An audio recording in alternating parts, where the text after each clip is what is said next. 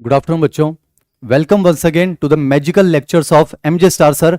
बच्चों, क्या आप मेरी आवाज सुन पा रहे हैं? जल्दी से मुझे एक बार आप चैट बॉक्स में इंडिकेट कर देंगे, फिर हम आज की मैजिकल क्लास को जो है स्टार्ट करना चाहेंगे। कुछ बच्चे पूछ रहे हैं कि सर टेस्ट का सिलेबस क्या रहेगा, वो कब तक कंप्लीट हो जाएगा। तो बच्चों, जैसा आपको मालूम है 27 को आपका जो है माइनर टेस्ट रखा गया है। तो बच्चों, मैं आपको अपनी तरफ से टेस्ट का सिलेबस बता देता हूं।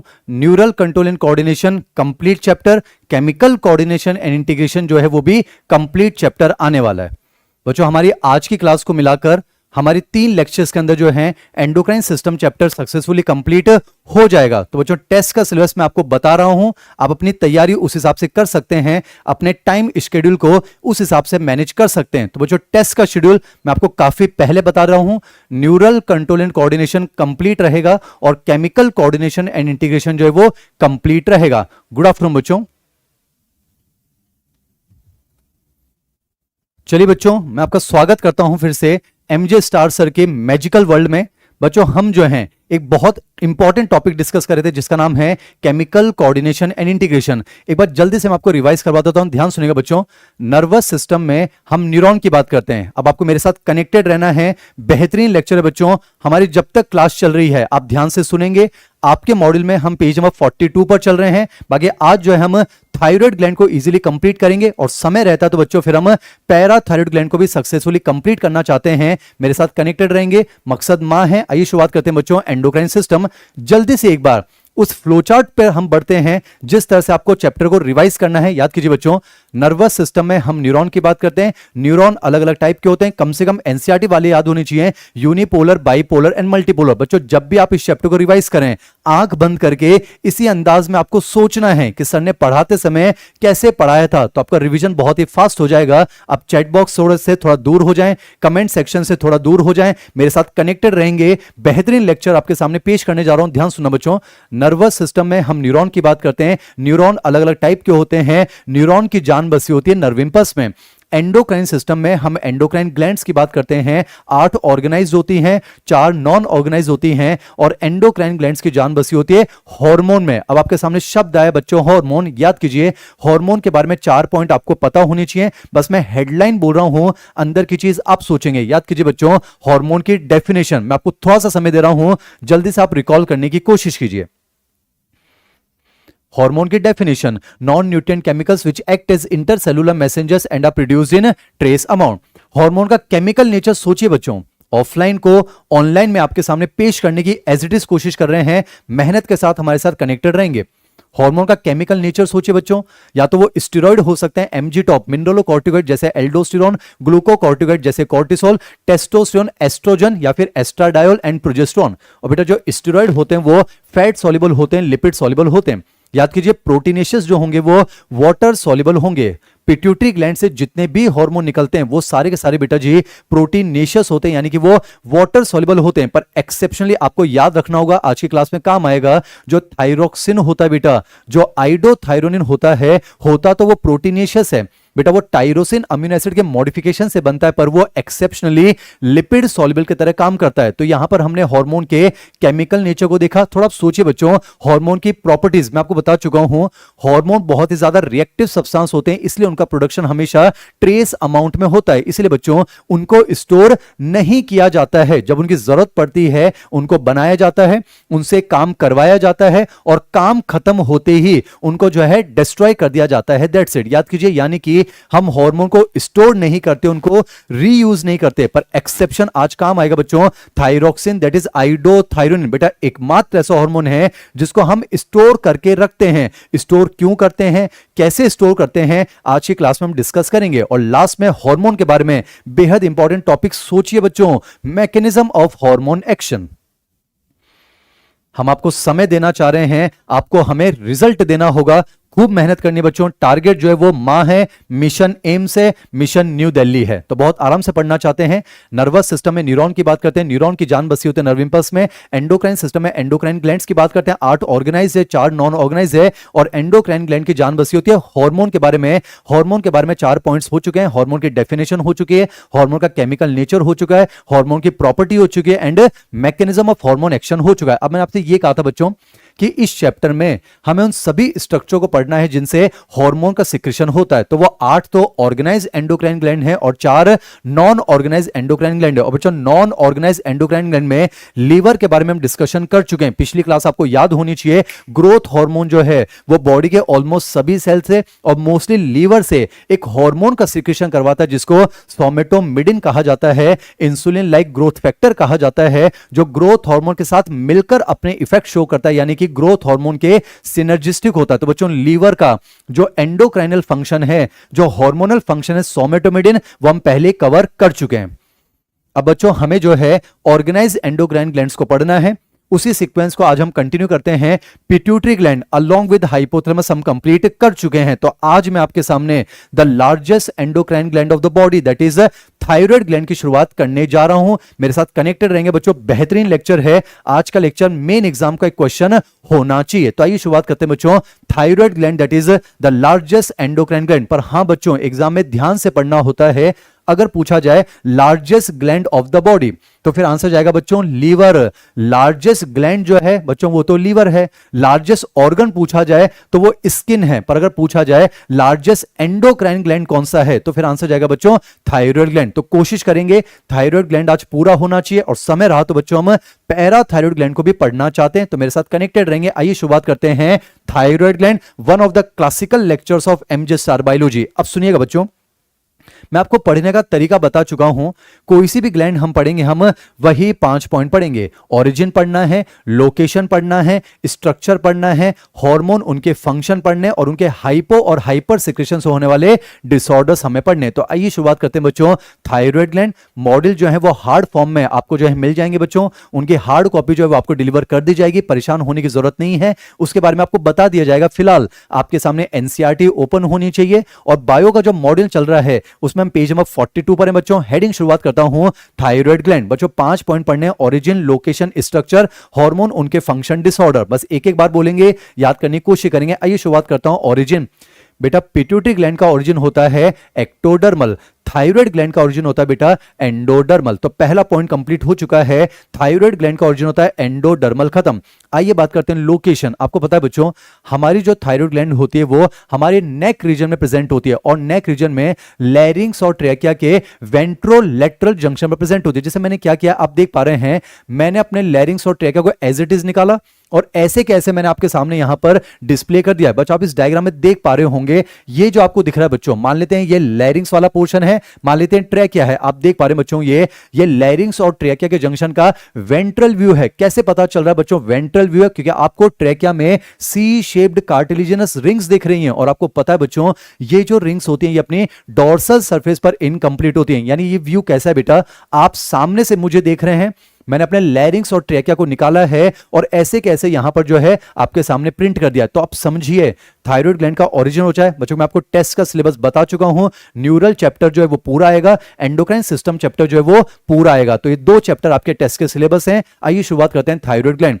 पहला पॉइंट है बच्चों ओरिजिन, एंडोडर्मल। लोकेशन की बात करते हैं, थायराइड ग्लैंड जो है वो हमारे नेक रीजन में मिलती है, लैरिंग्स और ट्रैकिया के जंक्शन पर वेंट्रोलेटरल साइड पर। बेटा समझो हमारी जो थायराइड ग्लैंड होती है, हमारी से मतलब है मैमल्स की जो थायराइड ग्लैंड होती है बेटा वो बाइलोब्ड होती है। उसमें 2 लोब देखने को मिलते हैं, आप देख पा रहे होंगे, ये लोब नंबर 1 है तो ये लोब नंबर 2 है। और एनसीईआरटी कहती है ये जो दोनों लोब होते हैं बच्चों ये एक ग्लैंडुलर नहीं non glandular flap of connective tissue से जुड़े होते हैं, और इसी को कहा जाता है बेटा इस्थमस। अगर आपको सी शेप्ड रिंग्स दिख रही हैं, अगर आपको इस्थमस दिख रहा है, इसका मतलब बच्चों ये लैरिंग्स और ट्रैकिया के जंक्शन का वेंट्रोलेटरल साइड है। तो ये आपको पता होना चाहिए। तो यहां पर लोकेशन वाला पॉइंट कंप्लीट हो चुका है। वापस से बता रहा हूं, थायराइड ग्लैंड का ओरिजिन होता है एंडोडर्मल, खत्म। कोशिश करें क्लास में मैक्सिमम बातें आपको याद हो जाए बच्चों।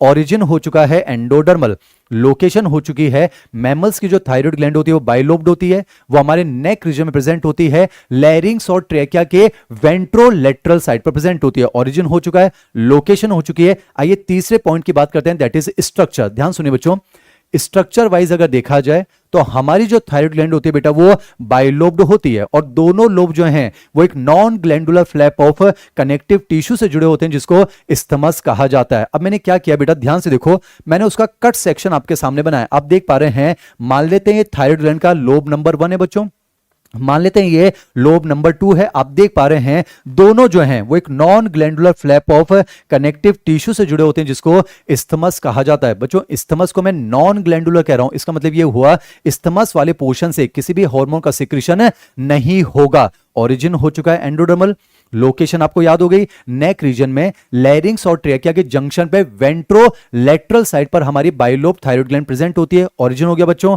लोकेशन हो गया, स्ट्रक्चर को हम डिस्कस करें, इसके बाद हार्मोन है, फंक्शन है, डिसऑर्डर है, फिर हम अगली ग्लैंड की तरफ मूव करेंगे, दैट इज पैराथायराइड ग्लैंड। तो आइए बात करते हैं स्ट्रक्चर ऑफ थायराइड ग्लैंड। मैंने आपसे क्या कहा, थायराइड ग्लैंड जो बेटा वो बाइलोब्ड होती है। अब किसी एक लोब का इंटरनल स्ट्रक्चर पढ़ लेते हैं, ध्यान से देखिए बेटा। आप देख पा रहे हैं थायराइड ग्लैंड के जो लोब होते हैं, अगर अंदर से देखा जाए तो बेटा उसके अंदर जो है लूज कनेक्टिव टिश्यू की मैट्रिक्स भरी होती है। बेटा उसके अंदर जो है लूज कनेक्टिव टिश्यू की मैट्रिक्स भरी होती है, और ये जो लूज कनेक्टिव टिश्यू की मैट्रिक्स होती है, ये जो टिश्यू है बेटा इसे स्ट्रोमल टिश्यू कहा जाता है। क्या कहा जाता है? इसे स्ट्रोमल टिश्यू कहा जाता है। अब समझिए, इस स्ट्रोमल टिश्यू के अंदर बहुत सारे होलो बॉल लाइक स्ट्रक्चर जो है वो एम्बेडेड होते हैं। बेटा आप ध्यान से देख पा रहे हैं, और वो भी आपको कट सेक्शन देखने को मिल रहा है। आप देख पा रहे हैं लूज कनेक्टिव टिश्यू का दलदल जिसको स्ट्रोमल टिश्यू कहते हैं, इसके अंदर जो है बहुत सारे ऐसे होलो बॉल लाइक स्ट्रक्चर होते हैं जिन्हें कहा जाता है थायराइड फॉलिकल्स। अब समझो बच्चों, मैंने कहा थायराइड फॉलिकल्स होलो बॉल लाइक स्ट्रक्चर है,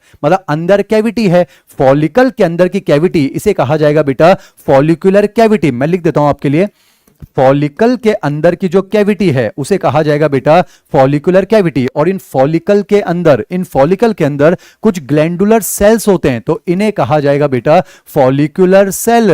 बेटा फॉलिकल के सेल फॉलिकुलर सेल, फॉलिकल के अंदर की कैविटी फॉलिकुलर कैविटी। अब क्या होता है, इन फॉलिकल्स के बेस पर, इनके बाहर की तरफ, इनके पेरीफेरी पर आप देख पा रहे हैं कुछ आपको सी शेप्ड सेल्स भी दिखते हैं बेटा, तो इन्हें कहा जाता है सी सेल्स।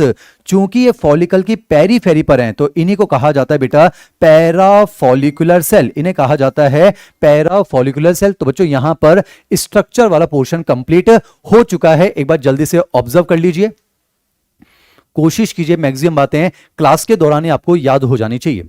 ओरिजिन हो गया एंडोडर्मल, लोकेशन हो चुका है नेक रीजन में, लैरिंग्स और ट्रेकिया के वेंट्रोलैटरल साइड पर प्रेजेंट होती है, स्ट्रक्चर हो चुका है बाइलोब्ड होती है, एक कनेक्टिव टिश्यू के फ्लैप से स्थमस से दोनों लोब जुड़े होते हैं, अंदर स्ट्रोमल टिश्यू होता है, होलो थायराइड फॉलिकल्स होते हैं, फॉलिकल्स के सेल फॉलिकुलर सेल, फॉलिकल की कैविटी फॉलिकुलर कैविटी, और फॉलिकल्स की पेरीफेरी पर कुछ सी शेप्ड सेल्स होते हैं जिन्हें सी सेल्स या फिर पैराफॉलिकुलर सेल कहा जाता है। अब बच्चों 3 पॉइंट हो चुके हैं, ओरिजिन, लोकेशन हो गया, स्ट्रक्चर हो गया। अब हम बात करेंगे हार्मोन, उनके फंक्शन, डिसऑर्डर। अब ध्यान सुना बच्चों, थायराइड ग्लैंड से जितने भी हार्मोन्स निकलते हैं उन्हें कहा जाता है बच्चों थायराइड हार्मोन्स। और हम यहां पर मेनली 2 थायराइड हार्मोन्स की बात करेंगे। कौन कौन समझना बेटा, एक तो हम बात करेंगे थायरोक्सिन की, एक हम बात करेंगे बच्चों थायरोक्सिन की जिसे T4 कहा जाता है, इसी को बेटा जी टेट्राआइडोथायरोनिन कहा जाता है, एनसीईआरटी में लिखा हुआ है। ऐसा क्यों कहा जाता है वो मैं आपको समझाऊंगा, ध्यान सुनो बच्चों।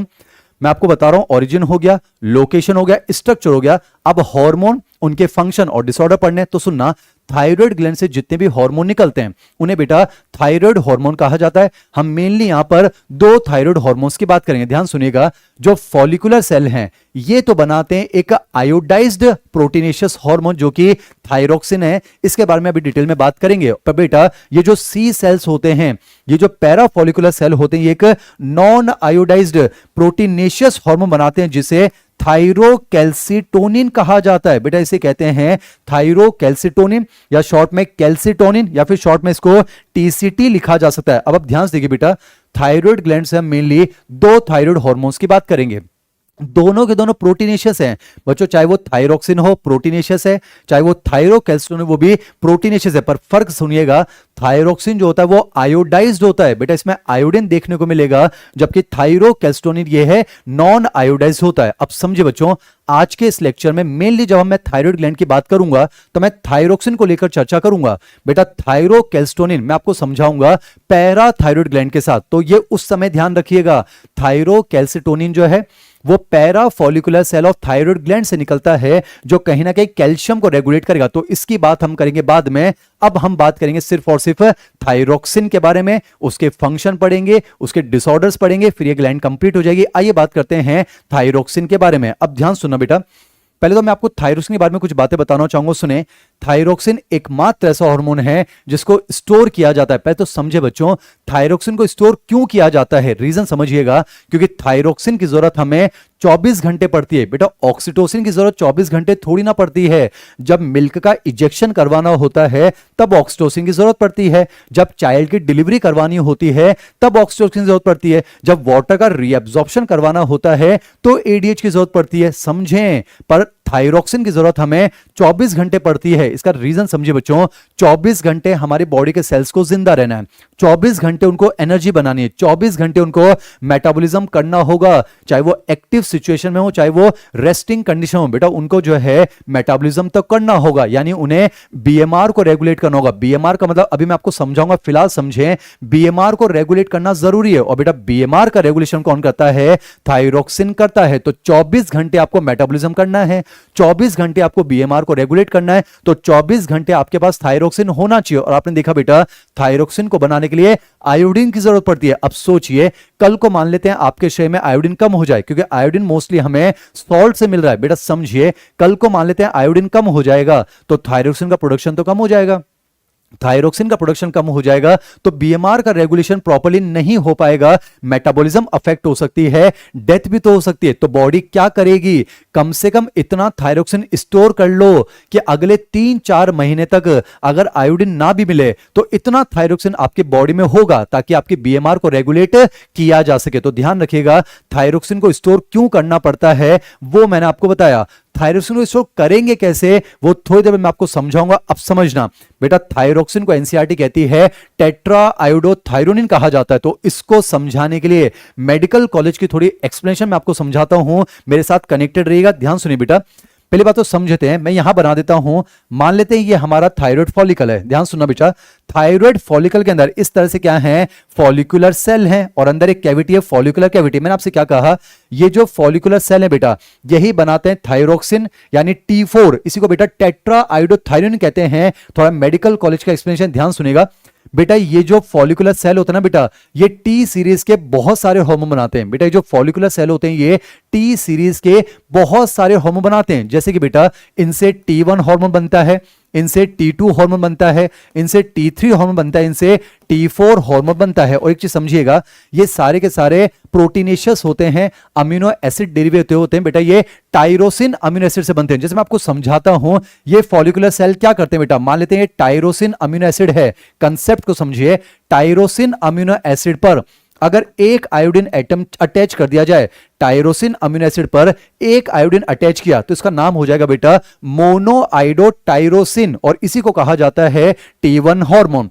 समझिए बेटा, अगर मान लेते हैं टायरोसिन अमीनो एसिड पर 2 आयोडीन एटम अटैच कर दिए जाएं तो इसे कहा जाएगा डाई आयोडोटायरोसिन, इसे कहा जाता है बेटा T2 हार्मोन। अब ध्यान से सुनिएगा बेटा, अगर मान लेते हैं T1 और T2 की कपलिंग हो जाती है, इनको जोड़ दिया जाए तो अब देख पा रहे हैं टोटल यहां पर 3 आयोडीन है, तो इसे कहा जाएगा ट्राई आयोडोथायरोनिन। बेटा अब जो है नाम टायरोसिन की जगह क्या हो चुका है, थायरोनिन हो चुका है। मैं फिर दोहराता हूं, जो एनसीईआरटी में है, जो सिलेबस में है, वो हमें ढंग से पढ़ना होगा। तो ध्यान सुनना बेटा, थायरोक्सिन को एनसीईआरटी कहती है टेट्रा आयोडोथायरोनिन, बनता ये टायरोसिन से है। थायरोनिन क्या कहते हैं वो समझाने की कोशिश कर रहा हूं बेटा। अगर एक टायरोसिन है तो टायरोसिन कहलाएगा, पर अगर 2 टायरोसिन जुड़ जाते हैं तो उसे थायरोनिन कहा जाता है। और आप देख पा रहे हैं इस थायरोनिन पर 3 आयोडीन हैं तो इसे कहा जाएगा बेटा ट्राई आयोडोथायरोनिन। पर समझिए, अगर मान लेते हैं ये जो है वो T2 है, बेटा आप देख पा रहे हैं ये T2 है,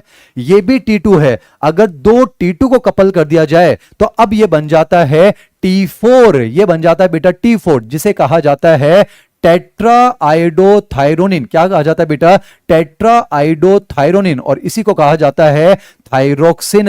आप मुझे बस बता दीजिए हमारा थायरोक्सिन T1 है, T2 है, T3 है या T4 है? जल्दी से मुझे चैट बॉक्स में लिखकर बताइए बच्चों कि थायरोक्सिन किसे कहा जाता है, T1 को, T2 को, T3 को या T4 को? जल्दी से इंडिकेट कीजिए।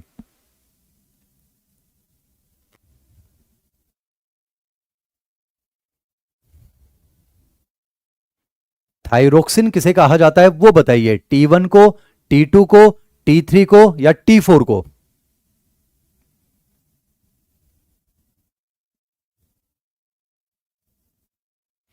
आप बिल्कुल सही लिख रहे हैं बच्चों, थायरोक्सिन कहा जाता है T4 को, यानी कि टेट्रा आइडोथायरोनिन। अब समझने की कोशिश कीजिएगा, आपके मॉड्यूल में जो है मोस्टली T3 और T4 के बारे में लिखा हुआ है, तो बच्चों मैं यहां पर T3 और T4 के बारे में चर्चा करूंगा, ध्यान सुनना बेटा। अगर T3 और T4 में अगर देखा जाए बेटा, अगर हम T3 और T4 में देखें, इन दोनों में अगर देखें तो T4 ज्यादा बनता है बेटा 80% के आसपास। ये मॉड्यूल के पॉइंट चल रहे हैं, पर हम समझना चाहते हैं T3 का प्रोडक्शन कम होता है बेटा 20%, यानी कि T4 बनता ज्यादा है। मेन थायराइड हार्मोन जो है वो थायरोक्सिन है, पर समझे बच्चों जो T3 होती है ना, ये जो हार्मोन है ये T4 की तुलना में 4 टाइम्स ज्यादा इफेक्टिव होता है। यानी समझें, थायरोक्सिन भले ही बनता ज्यादा है 80%, पर जो T3 है वो T4 की तुलना में 4 टाइम्स इफेक्टिव होता है। यह बात मैंने आपको बता दी। अब समझे बच्चों, बीएमआर को रेगुलेट कौन करता है? थायरोक्सिन।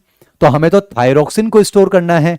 थायरोक्सिन को स्टोर क्यों करना है मैंने आपको बता दिया, पर डाउट ये आता है ना, थायरोक्सिन जो है वो तो बहुत ही ज्यादा रिएक्टिव है। याद कीजिए, हार्मोन है और हार्मोन हाईली रिएक्टिव है, तो डाउट ये आता है सर रिएक्टिव हार्मोन को कैसे स्टोर करेंगे? तो मैंने कब कहा उसे आप रिएक्टिव फॉर्म में स्टोर करेंगे? बेटा हम क्या करेंगे, थायरोक्सिन को इनएक्टिव फॉर्म में उसको स्टोर किया जाएगा।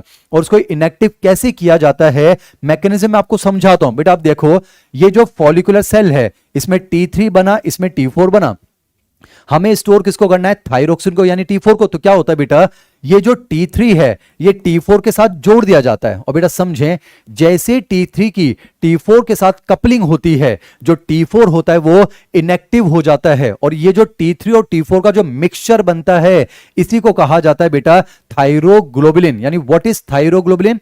Thyroglobulin is the mixture of T3 plus T4, या फिर मैं कह सकता हूं thyroglobulin is the inactive version of T4। और बेटा इसी थायरोग्लोबुलिन की फॉर्म में फॉलिकुलर कैविटी के अंदर इसको जो है स्टोर कर लिया जाता है। तो मैंने आपको समझा दिया कि थायरोक्सिन को स्टोर क्यों करना होता है, रीजन समझ में आ गया, क्योंकि इसकी जरूरत 24 घंटे, और इसको स्टोर करने के लिए इनएक्टिव करना होगा। तो इनएक्टिव करने के लिए T3 की इसके साथ कपलिंग कर देते हैं, और जैसे इसकी T3 के साथ कपलिंग होती है T4 इनएक्टिव हो जाता है। यानी बेटा इसी फॉर्म में इसको स्टोर किया जाता है। अब जब जरूरत पड़ेगी तो हम T4 को जो है T3 से अलग करवा देंगे, T4 फिर से रिएक्टिव हो जाएगा और अपना एक्शन शो कर सकता है। चलिए बच्चों, मैं आपको जो है छोटी सी कहानी सुनवा देता हूं ताकि आपको समझ में आ जाए। आपके मॉड्यूल में पेज नंबर 42 पर लिखा हुआ है, मैं आपको समझाता हूं बच्चों।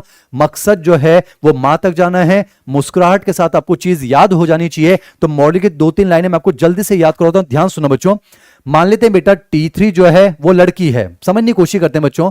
मान लेते हैं T3 जो है वो लड़की है, जो T4 जो है बेटा वो लड़का है। हमारा थायरोक्सिन कौन है? बीएमआर को रेगुलेट करने वाला कौन है बेटा? वो लड़का है। हमें लड़के को स्टोर करना है, पर उसके लिए आपको उसको इनएक्टिव करना होगा। तो लड़की को उसके साथ जोड़ दिया जाता है। यानी बेटा हमने T4 की शादी करवा दी है, और शादी के बाद जो है लड़का इनएक्टिव हो जाता है। पर्सनल एक्सपीरियंस शेयर नहीं कर रहे हैं, मुस्कुराहट के साथ आपको पढ़ाने की कोशिश कर रहे हैं। वहां बैठे बैठे आप मुस्कुरा सकते हैं, मुस्कुराते मुस्कुराते आपको मां तक पहुंचा देंगे, पर डिसिप्लिन से कनेक्टेड रहेगा। बेटा समझिए, T4 जो है मान लेते हैं वो लड़का है, और T3 जो है वो लड़की है, पर हमें तो लड़के को स्टोर करना है ना। तो हमने क्या किया, T3 को उसके साथ जोड़ दिया है, और जैसे उसकी शादी हुई वो इनएक्टिव हो चुका है। और बेटा यही इनका शादीशुदा जो जीवन है, यही क्या कहलाता है?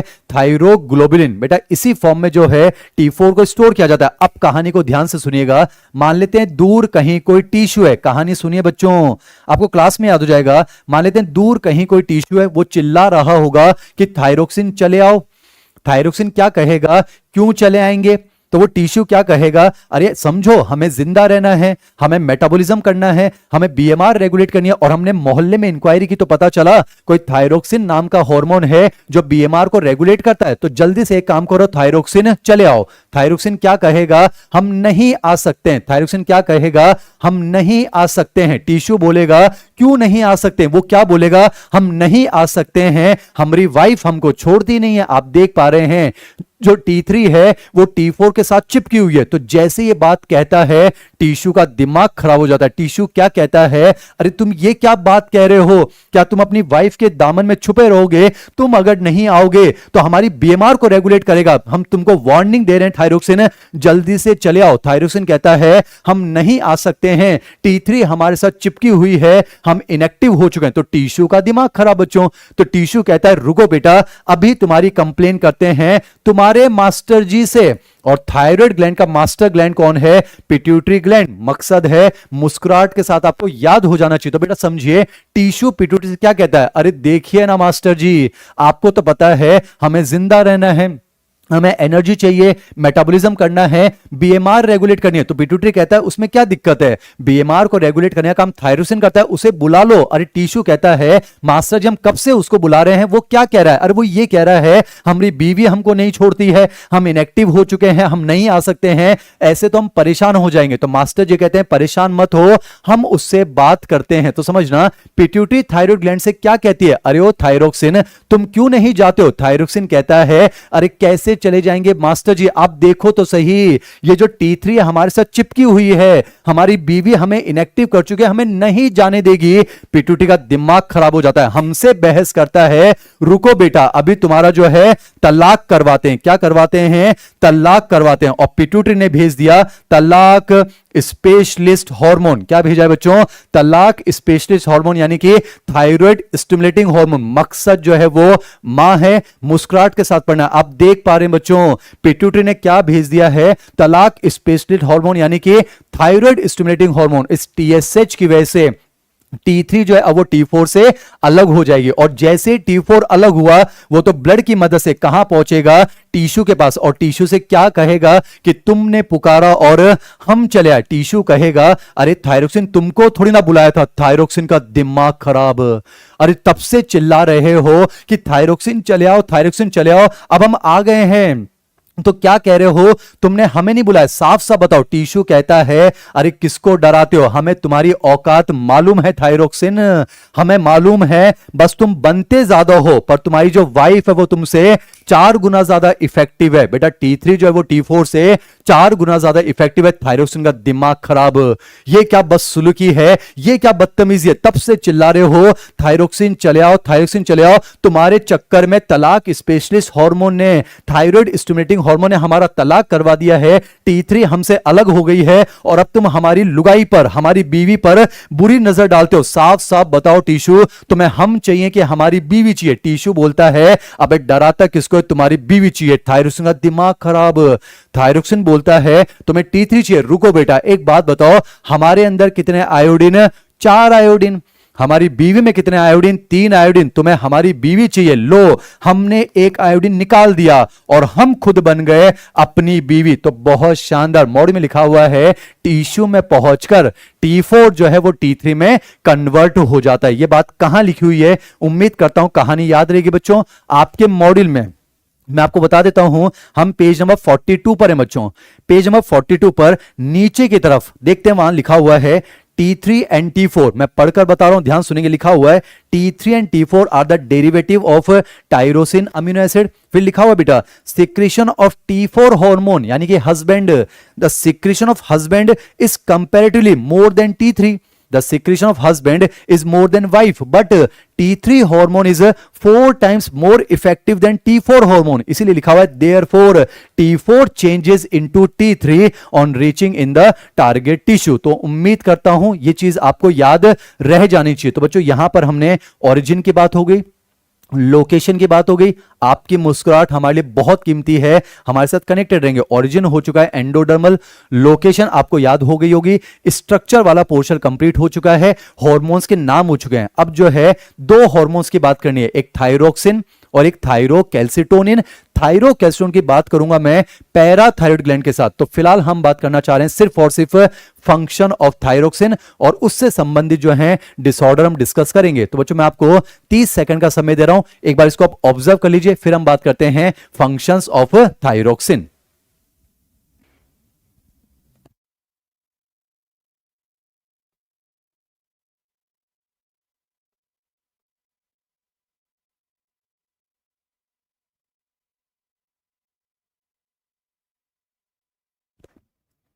सिर्फ हमें मेहनत नहीं करनी है, आपको भी मेहनत करनी है बच्चों। मजा तब आएगा, मिलकर मां तक जाना है।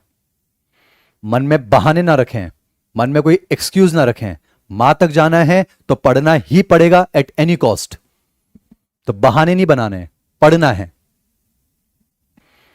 ओरिजिन हो चुका है, लोकेशन हो चुकी है, स्ट्रक्चर हो चुका है, हार्मोन के नाम हो चुके हैं बच्चों। मेनली हम थायरोक्सिन की बात करेंगे और थायरोकैल्सिटोनिन। तो फिलहाल मैं बात करूंगा थायरोक्सिन के फंक्शन, आइए उसको हम समझना शुरू करते हैं।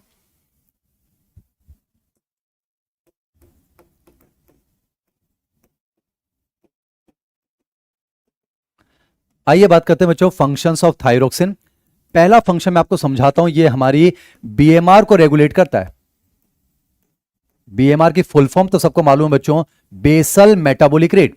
एग्जाम में तो स्टेटमेंट यही आएगा कि थायरोक्सिन जो है वो हमारी जो है बीएमआर को रेगुलेट करता है। आपके मॉडल में ये लिखा हुआ है थायरोक्सिन हमारी बीएमआर को रेगुलेट करता है। पर अब आप समझने की कोशिश कीजिए बीएमआर का मतलब क्या होता है। मेडिकल कॉलेज के एक्सप्लेनेशन ध्यान सुना बच्चों, टॉपिक समझ में आना चाहिए। मैं फिर कह रहा हूं, जो एनसीईआरटी में लिखा हुआ है वो हमें ध्यान से पढ़ना होगा। अब वो जमाना गया कि आपने सिर्फ एनसीईआरटी पढ़ ली। एनसीईआरटी में जो लिखा हुआ है उसको ढंग से पढ़ना पड़ेगा बच्चों। आपको पता है ह्यूमन रिप्रोडक्शन के अंदर पीछे एक्सरसाइज के क्वेश्चन में वर्ड लिखा हुआ था फ्रेटर्नल ट्विन, अंदर उसके बारे में कोई बात नहीं थी, लेकिन नीट 2025 में फ्रेटर्नल ट्विंस को लेकर उन्होंने क्वेश्चन फ्रेम किया है। तो मैं फिर दोहराता हूं, जो लिखा हुआ है वो हमें ढंग से पढ़ना होगा। तो आइए शुरुआत करते हैं फंक्शंस ऑफ थायरोक्सिन।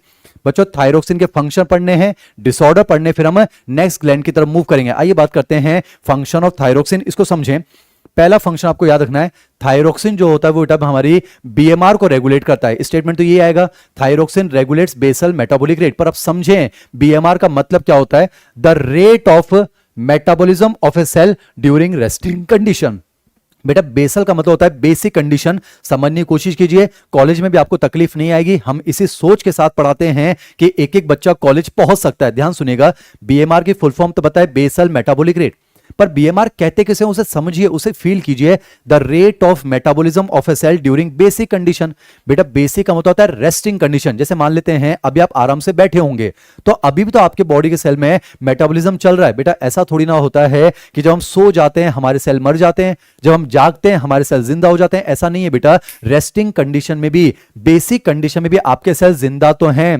यानी समझें, बेसिक कंडीशन में भी आपके सेल जिंदा रहते हैं, और जिंदा रहते हैं इसका मतलब एनर्जी होती है, और एनर्जी होती है इसका मतलब वो मेटाबॉलिज्म कर रहे होंगे। जैसे मैं आपके सामने एक बेसिक मेटाबॉलिक रिएक्शन लिखता हूं, C6H12O6 plus O2 gives CO2 plus H2O plus energy. आप देख पा रहे हैं बच्चों, ये जो है सेल के अंदर होने वाली ग्लूकोज की ऑक्सीडेटिव कैटाबॉलिक रिएक्शन है। वापस समझाता हूं, देखो अगर हमें जिंदा रहना है बेटा, हम 24 घंटे जिंदा रहते हैं, तो चाहे बेसिक कंडीशन क्यों ना हो, रेस्टिंग कंडीशन, उस समय भी आपके सेल जिंदा तो हैं। जिंदा हैं मतलब एनर्जी बना रहे हैं, एनर्जी बना रहे हैं वो, यानी कि ये मेटाबॉलिक रिएक्शन कर रहे होंगे। तो बेटा रेस्टिंग कंडीशन में जिस रेट से ये रिएक्शन चल रही होगी वही कहलाती है बेसल मेटाबॉलिक रेट। और ध्यान से देखिए बेटा, ये जो रिएक्शन है किस पर डिपेंड करती है, the rate of oxygen consumption. बेटा समझिए, यहां ग्लूकोज लिखने का मतलब सिर्फ ग्लूकोज से नहीं है। ग्लूकोज लिखने का मतलब है कोई भी फूड सब्सटेंस हो सकता है ना बच्चों। आपको पता है पहले कार्बोहाइड्रेट है, अगर कार्बोहाइड्रेट नहीं होगा तो उसके बाद फैट होगा, अगर फैट नहीं होगा तो लास्ट में प्रोटीन भी हो सकता है। पर समझें, जिंदा तो रहना है, चाहे वो बेसिक कंडीशन भी क्यों ना हो, आपको मिनिमम एनर्जी तो चाहिए। एनर्जी चाहिए तो आपको मेटाबॉलिक रिएक्शन तो करनी होगी, और मेटाबॉलिक रिएक्शन करनी है तो किसी ना किसी न्यूट्रिएंट मॉलिक्यूल का ब्रेकडाउन करना है, और उसके लिए आपको क्या चाहिए, ऑक्सीजन। यानी आपने देखा, ये जो आपकी मेटाबॉलिक रिएक्शन है, मेडिकल कॉलेज का बेहतरीन एक्सप्लेनेशन आपके सामने पेश कर रहा हूं। ये जो मेटाबॉलिक रिएक्शन है किस पर डिपेंड करती है, the rate of oxygen consumption. तो आम परिभाषा सुनिए पहले, what is BMR, the rate of metabolism of a cell during resting condition. And what is BMR? The rate of oxygen consumption by a cell during a resting condition। यानी बेटा समझिए, ये जो मेटाबॉलिक रिएक्शन है इसकी rate किस पर depend करेगी, ऑक्सीजन कंजम्पशन। जितना ज्यादा ऑक्सीजन कंजम्पशन होगा उतनी ज्यादा ये रिएक्शन चलेगी, यानी बीएमआर उतनी ही ज्यादा होगी। तो समझिए, थायरोक्सिन बीएमआर को रेगुलेट करता है। इससे मतलब बेटा थायरोक्सिन जो वो बीएमआर को बढ़ाता है। अब कैसे बढ़ाता है मैं आपको समझाता हूं। मैंने कहा थायरोक्सिन अगर आएगा ना बेटा जी, तो वो बीएमआर को बढ़ाएगा। बीएमआर बढ़ने का मतलब है ऑक्सीजन कंजम्पशन की रेट बढ़ेगी। ऑक्सीजन कंजम्पशन की रेट बढ़ेगी यानी कि एरोबिक रेस्पिरेशन। और आपको पता है mitochondria is the site of aerobic respiration. तो कंसेप्ट समझिए, थायरोक्सिन अगर होगा ना तो सेल के अंदर माइटोकॉन्ड्रिया का नंबर बढ़ेगा, और माइटोकॉन्ड्रिया का नंबर बढ़ेगा तो ऑक्सीजन कंजम्पशन की रेट बढ़ेगी, यानी बीएमआर बढ़ेगी। अब समझिए बेटा, थायरोक्सिन बढ़ेगा तो माइटोकॉन्ड्रिया बढ़ेंगे, माइटोकॉन्ड्रिया बढ़ेंगे तो ऑक्सीजन कंजम्पशन यानी बीएमआर बढ़ेगी, और जब ऑक्सीजन कंजम्पशन बढ़ेगा तो किसी ना किसी फूड का ब्रेकडाउन उतना ज्यादा होगा, उतनी ज्यादा एनर्जी प्रोड्यूस होगी, उतनी ज्यादा हीट रिलीज होगी, और इसके लिए हम वर्ड यूज करते हैं बेटा कैलोरी। तो मैं कह सकता हूं थायरोक्सिन को कहा जाता है बेटा कैलोरीजेनिक हार्मोन। क्या कहा जाता है? थायरोक्सिन को कहा जाता है बेटा कैलोरीजेनिक हार्मोन। एक और चीज आपने देखा, थायरोक्सिन जितना ज्यादा होगा ऑक्सीजन कंजम्पशन उतना ज्यादा होगा, तो ये रिएक्शन उतनी ज्यादा चलेगी, उतनी ज्यादा एनर्जी निकलेगी, बॉडी में उतनी हीट रिलीज होगी, तो बॉडी का टेम्परेचर जो है वो ही उतना ज्यादा होगा। और समझिए, अगर थायरोक्सिन ज्यादा होगा तो वजन घटेगा बेटा, क्योंकि थायरोक्सिन अगर ज्यादा होगा ऑक्सीजन कंजम्पशन ज्यादा, तो ग्लूकोज का ऑक्सीडेशन जल्दा हो जाएगा, और ऑक्सीजन अगर इसका हो गया, ये कंप्लीट हो गया, तो फिर बॉडी में फैट टूटेगा, और आपको पता है फैट लॉस होता है तो फिर वेट लॉस होता है, यानी उस इंसान का जो है वजन भी कम होगा। तो मैंने आपको जो है थायरोक्सिन का पहला फंक्शन समझा है, वो बीएमआर को रेगुलेट करता है, इतना आपको याद होना चाहिए। दैट्स इट, थोड़ा ऑब्जर्व कर लीजिए। बीएमआर का मतलब होता है बेसिक कंडीशन में भी जो नॉर्मल एनर्जी चाहिए होती है सेल को जिंदा रखने के लिए, वो कहलाती है बीएमआर। पर हम कहते हैं थायरोक्सिन बीएमआर को रेगुलेट करता है। रेगुलेट करने से मतलब बेटा ये बीएमआर को बढ़ाता है। बीएमआर को कैसे बढ़ाता है? वापस पूरे सीक्वेंस सुन लीजिए। थायरोक्सिन ज्यादा तो माइटोकॉन्ड्रिया ज्यादा, माइटोकॉन्ड्रिया ज्यादा ऑक्सीजन कंजम्पशन की रेट ज्यादा, यानी कि बीएमआर ज्यादा, तो किसी ना किसी का ऑक्सीडेशन ज्यादा, उतनी ज्यादा कैलोरी जनरेट होगी, तो इसको कैलोरीजेनिक हार्मोन कहते हैं। बॉडी का टेम्परेचर उतना ही ज्यादा होगा, मेटाबॉलिज्म उतनी ही ज्यादा होगी, तो फैट का ब्रेकडाउन होगा, और फैट लॉस तो फिर वेट लॉस होगा। ऐसा कुछ मैंने आपको पूरी सीक्वेंस समझा दी। तो थायरोक्सिन का पहला फंक्शन हम पढ़ चुके हैं, बीएमआर को रेगुलेट करता है। बेटा अब थायरोक्सिन का दूसरा फंक्शन मैं आपको समझाता हूं, ग्रोथ पर, ग्रोथ एंड मेटाबॉलिज्म पर इसका क्या इफेक्ट है वो मैं आपको समझाने की कोशिश करता हूं। मॉड्यूल की पूरी सीक्वेंस चल रही है, ध्यान सुनिएगा। थायरोक्सिन बेटा ग्रोथ एंड मेटाबॉलिज्म पर कैसे इफेक्ट डालता है, ध्यान सुनिएगा। जैसे कि मैं ग्रोथ को 3 पार्ट में डिवाइड कर रहा हूं, फिजिकल ग्रोथ, सेक्सुअल ग्रोथ और मेंटल ग्रोथ। अब ध्यान सुनिएगा बेटा, जैसे कि ग्रोथ हार्मोन जो होता है वो मेनली फिजिकल ग्रोथ के लिए रिस्पॉन्सिबल होता है। ग्रोथ हार्मोन का सेक्सुअल ग्रोथ पर जो है थोड़ा बहुत रोल तो होता है। ग्रोथ हार्मोन का मेंटल ग्रोथ पर कोई रोल नहीं है। ये बात होगी ग्रोथ हार्मोन की। बेटा ध्यान सुनिएगा, ग्रोथ हार्मोन और थायरोक्सिन जो होते हैं ये सिनर्जिस्टिक हार्मोन होते हैं, इतना याद रखिएगा। बेटा ग्रोथ हार्मोन और थायरोक्सिन सिनर्जिस्टिक है, इसका मतलब ये हुआ जो थायरोक्सिन है वो भी फिजिकल ग्रोथ करवाएगा, वो हम पढ़ चुके हैं, जैसे कि बोन्स का इलोंगेशन करवाता है, कार्टिलेज की ग्रोथ करवाता है, मसल की ग्रोथ करता है, लीवर की। रीजन क्योंकि थायरोक्सिन भी क्या करवाता है बेटा, प्रोटीन सिंथेसिस।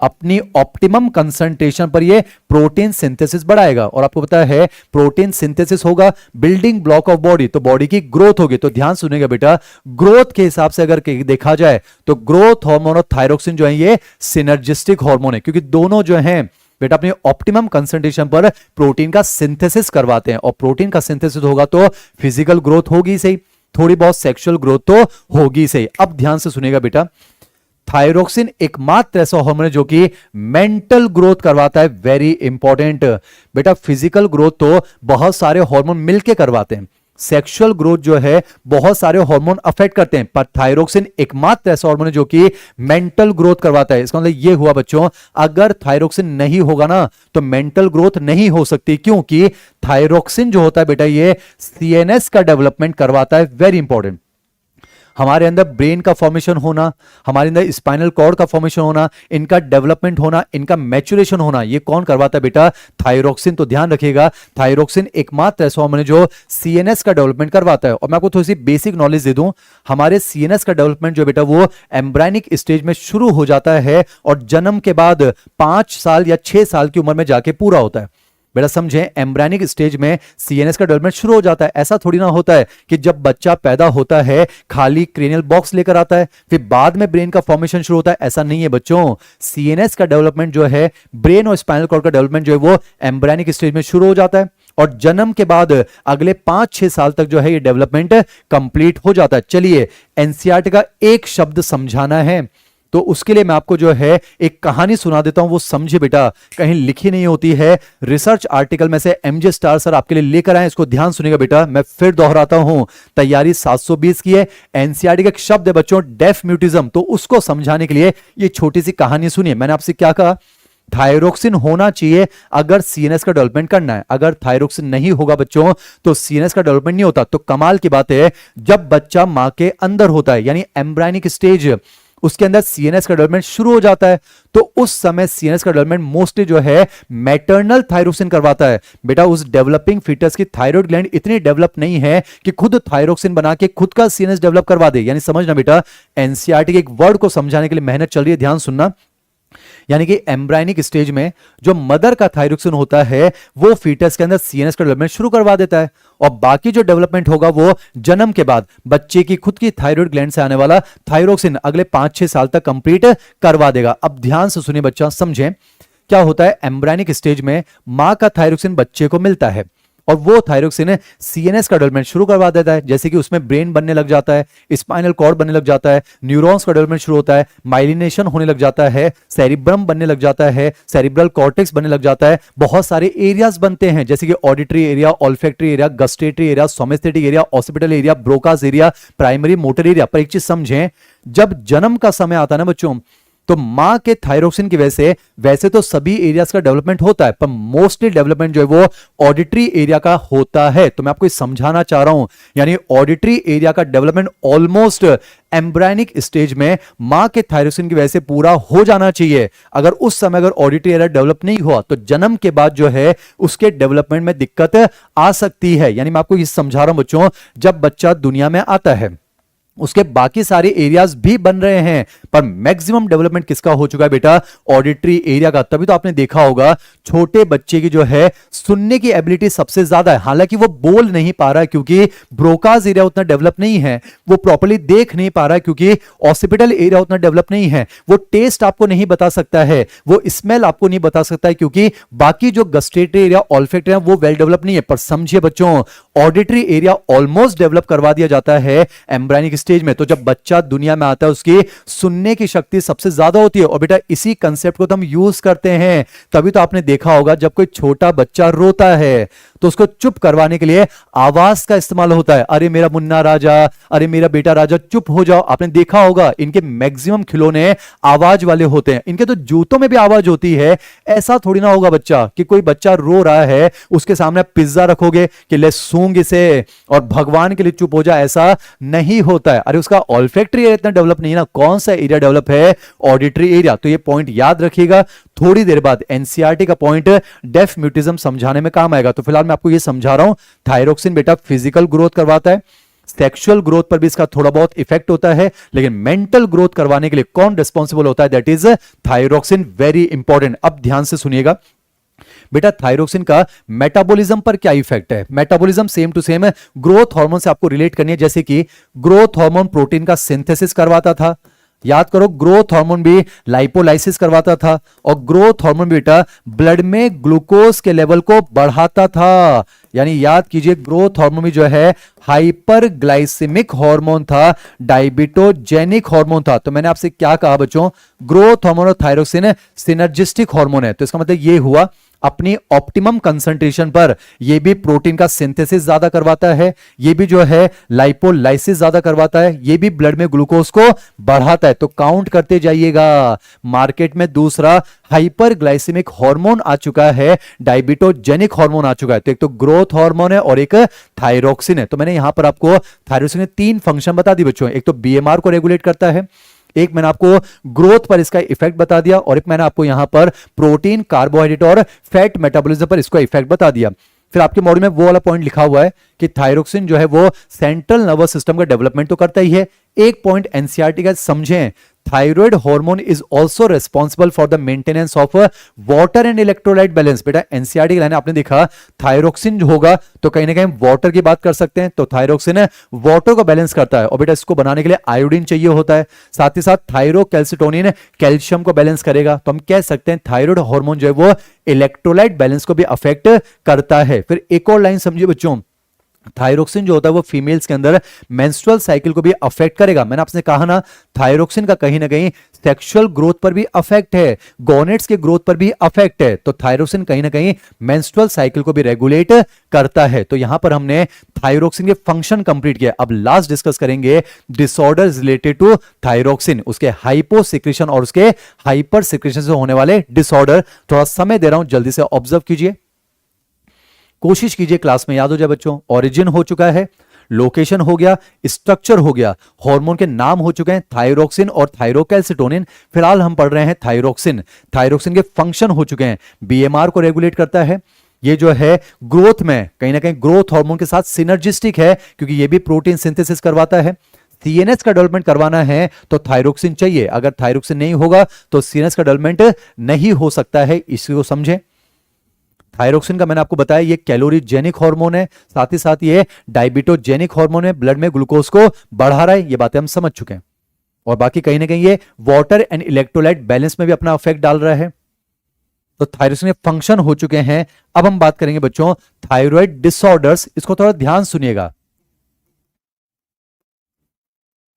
थायराइड डिसऑर्डर्स, पहली कैटेगरी आपके सामने पेश कर रहा हूं, हाइपोथायरॉयडिज्म। पहली कैटेगरी बच्चों हाइपोथायरॉयडिज्म।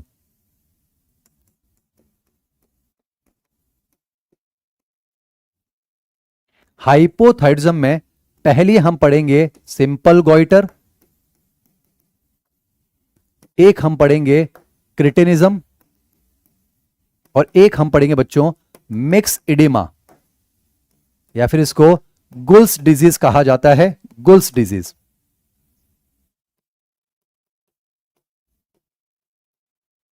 अब इसको थोड़ा ध्यान सुनिए बच्चों, थायरोक्सिन की कमी की बात कर रहा हूं मैं, ये थायरोक्सिन की कमी से होने वाली बीमारियां। पहले बात करते हैं बच्चों सिंपल गॉइटर। एक चीज समझें, सिंपल गॉइटर किसकी कमी से होता है? आयोडीन की डेफिशिएंसी से। और आपने देखा थायरोक्सिन को बनाने के लिए आयोडीन चाहिए, अगर शरीर में आयोडीन कम होगा तो कंफर्म है थायरोक्सिन का प्रोडक्शन कम होगा। तो simple goitre is a case of hypothyroidism. अब समझाता हूं बच्चों, एक चीज समझिएगा, गॉइटर वर्ड कभी भी आ जाए, ये मेडिकल शब्द है बच्चों, इसका मतलब होता है एनलार्जमेंट ऑफ थायराइड ग्लैंड। आम भाषा में बेटा इसको जो है गलगंड कहा जाता है। आपने शायद टीवी में देखा होगा, इस तरह से जो है नेक में स्वेलिंग आ जाती है, क्योंकि थायराइड ग्लैंड की साइज जो है वो बढ़ जाती है। एक चीज समझिए, गॉइटर वर्ड कभी भी आ जाए इसका मतलब ये नहीं है हमेशा कि आयोडीन की कमी है, थायरोक्सिन की कमी है, नहीं बच्चों। गॉइटर शब्द कभी भी आ जाए इसका मतलब होता है एनलार्जमेंट ऑफ थायराइड ग्लैंड। अब समझिए, आयोडीन की कमी होगी तो कंफर्म है थायरोक्सिन कम होगा, क्योंकि थायरोक्सिन को बनाने के लिए आयोडीन चाहिए। हम डिस्कस कर चुके हैं टेट्रा आयोडोथायरोन। अब ध्यान से कंसेप्ट समझिएगा, मान लेते बेटा ये हमारी नॉर्मल थायराइड ग्लैंड की साइज है, इसको हम एच शेप भी कह सकते हैं। आपने देखा यहां पर ऐसे फॉलिकल्स होते हैं, उनमें फॉलिकुलर सेल होते हैं। नॉर्मली फॉलिकुलर सेल क्या करते हैं, ब्लड में से आयोडीन को एब्जॉर्ब करते हैं और टायरोसिन के साथ उसकी कपलिंग करके क्या बनाते हैं, थायरोक्सिन बनाते हैं। अब समझिए, मैं आपको समझाता हूं बच्चों, आयोडीन की कमी होती है तो ऐसा क्या हो जाता है, तो थायराइड ग्लैंड में स्वेलिंग आ जाती है, वो समझिए। कल को मान लेते हैं आयोडीन की कमी है बेटा, तो एक बात तो कंफर्म है, अगर आयोडीन की कमी है तो थायरोक्सिन जो है वो कम ही बनेगा, कंफर्म है। अब समझिए, मान लेते हैं दूर कहीं कोई टिश्यू है, वही किस्सा है, वो चिल्लाएंगे थायरोक्सिन चले आओ, पर थायरोक्सिन का प्रोडक्शन कम है ना, तो वो शिकायत किससे करेगा, पिट्यूटरी ग्लैंड से। सही कंसेप्ट है। और पिट्यूटरी ग्लैंड जो है थायराइड स्टिमुलेटिंग हार्मोन फेंक कर मारेगा। तलाक स्पेशलिस्ट हार्मोन समझो, थायराइड स्टिमुलेटिंग हार्मोन क्या चाहता है, थायरोक्सिन का प्रोडक्शन बढ़े, और थायरोक्सिन का प्रोडक्शन बढ़ाने के लिए फॉलिकुलर सेल का नंबर बढ़ता है बच्चों, यानी कि टीएसएच जो होता है वो कहीं ना कहीं थायराइड ग्लैंड की ग्रोथ भी करवाता है। यानी देखो क्या होगा, टीएसएच का थप्पड़ पड़ेगा तो यहां पर जो है फॉलिकुलर सेल्स का नंबर बढ़ने लगेगा। बेटा फॉलिकुलर सेल बढ़ेंगे इस उम्मीद में कि फॉलिकुलर सेल ज्यादा होंगे तो ज्यादा आयोडीन एब्जॉर्ब करेंगे, थायरोक्सिन का प्रोडक्शन बढ़ेगा, पर थायरोक्सिन अभी भी नहीं मिलेगा। क्यों? क्योंकि आयोडीन कम है।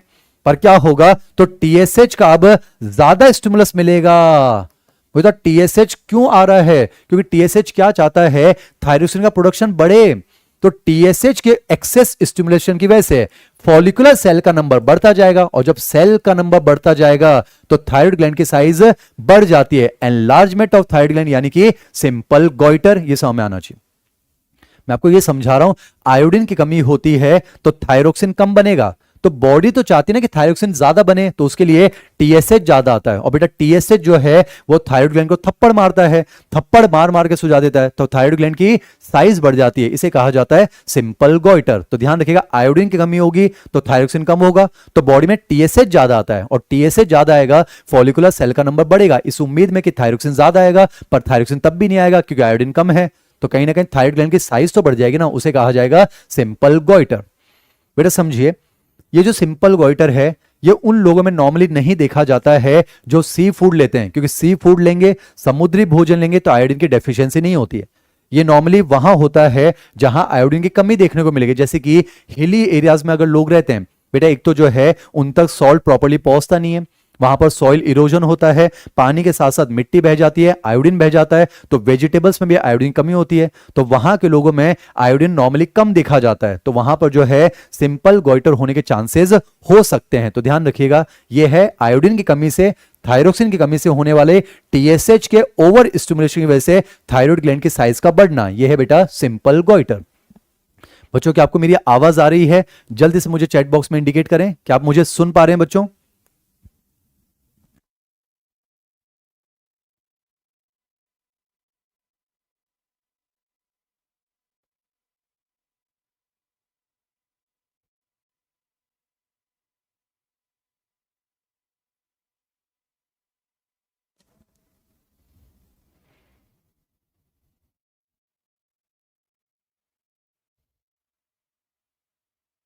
चलिए बच्चों ना, तो ये तो हमने बात करी है सिंपल गॉइटर।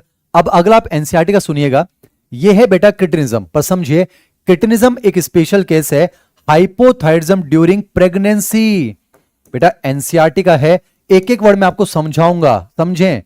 मान लेते हैं प्रेगनेंसी के दौरान जो है उस बच्चे को थायरोक्सिन नहीं मिल रहा है, और मैंने आपको कहा था जो सेंट्रल नर्वस सिस्टम का डेवलपमेंट होता है बेटा वो एम्ब्रायनिक स्टेज में शुरू हो जाता है। अब एनसीईआरटी का एक एक वर्ड समझिए, और सेंट्रल नर्वस सिस्टम के डेवलपमेंट के लिए थायरोक्सिन चाहिए, तो very important, hypothyroidism during pregnancy. बेटा स्पेशल केस है क्रिटिनिज्म।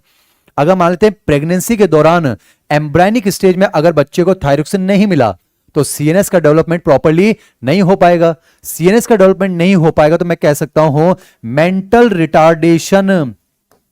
एक एक सिम्टम समझा रहा हूं एनसीईआरटी का।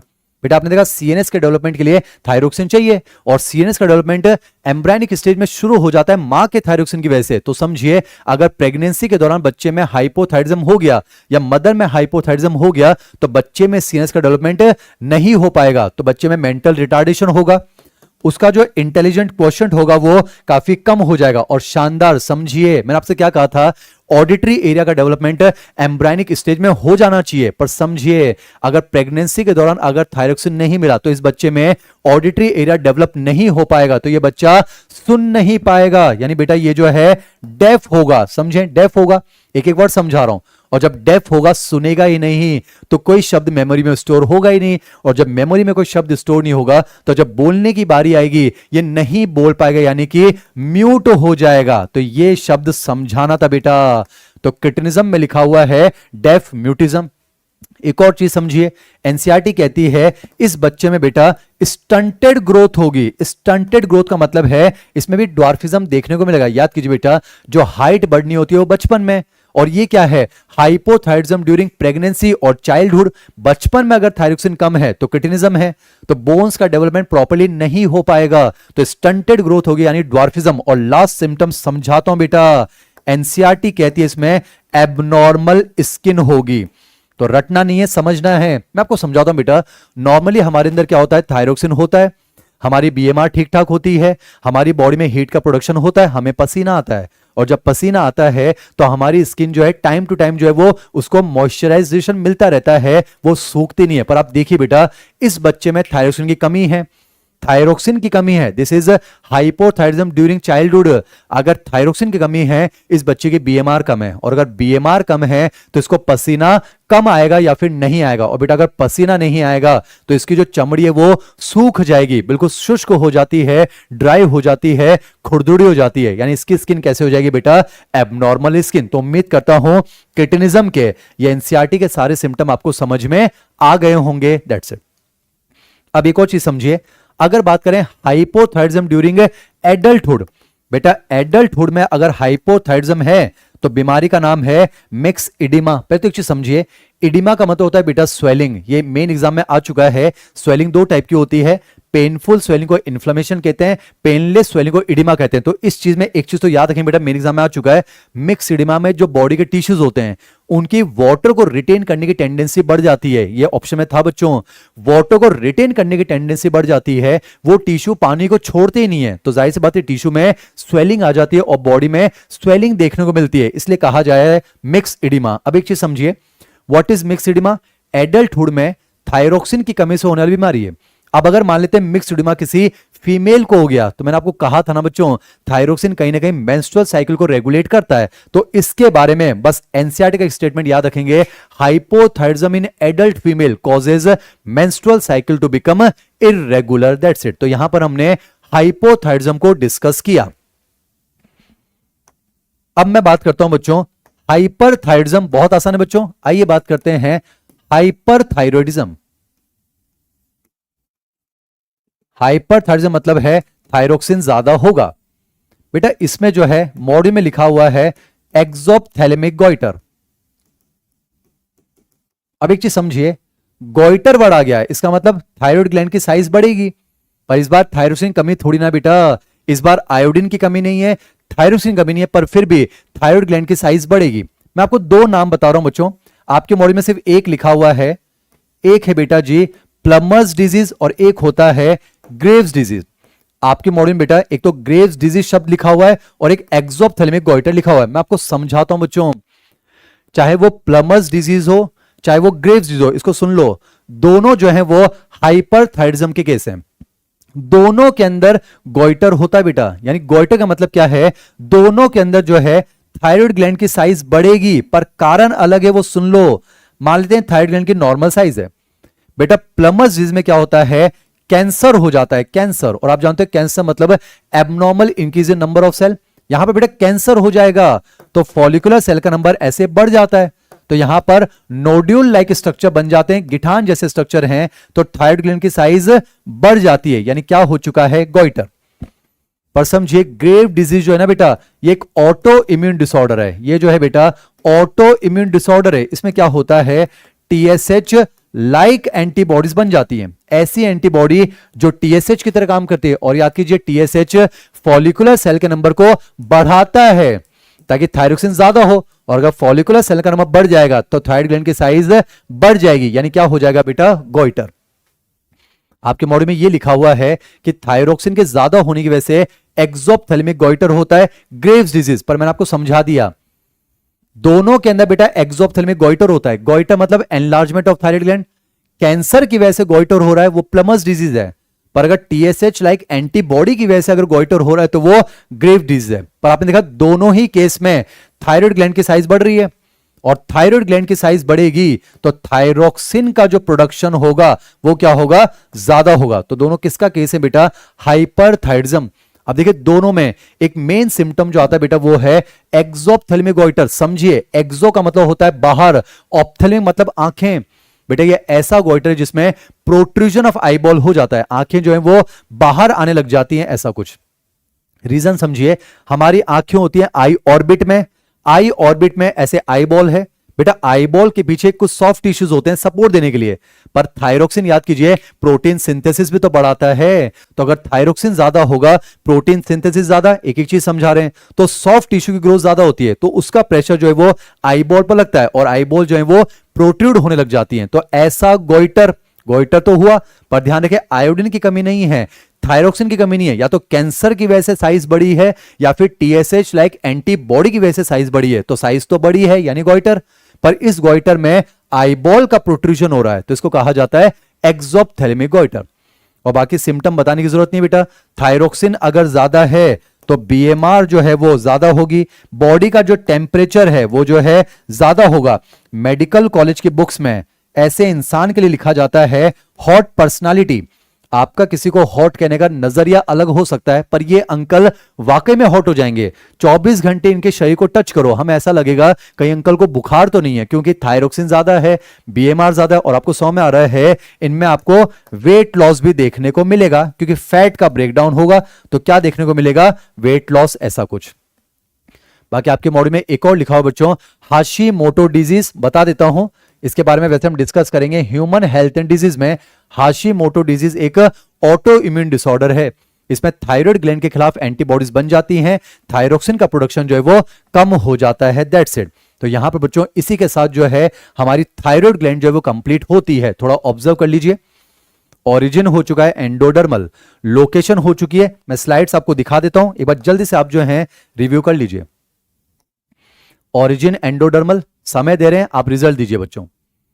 ओरिजिन हो चुका है एंडोडर्मल, लोकेशन देख पा रहे हैं नेक रीजन में, लैरिंग्स और ट्रेकिया के वेंट्रोलेटरल जंक्शन पर। स्ट्रक्चर हो चुका है बाइलोब्ड है, इस्थमस से जुड़ा हुआ है, फॉलिकुलर सेल है, पैराफॉलिकुलर सेल है, ये स्ट्रक्चर है। हार्मोन्स की बात हो गई, थायरोक्सिन और थायरोकैल्सिटोनिन।